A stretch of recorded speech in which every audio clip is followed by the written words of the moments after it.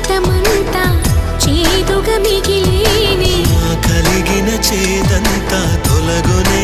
ఇకపైనే నిజముగా ఇది జరుగునా నిజమే నిజమే నీ ఆశ తీరునే అడిగా బ్రహ్మని నిన్నని నా తోడుగా నిన్నటి నిదురలోని కలలలోనా అటులే కమ్మనువా కమ్మని తన మాటలే రుజువై నిన్ను నేను కలుపుకున్నా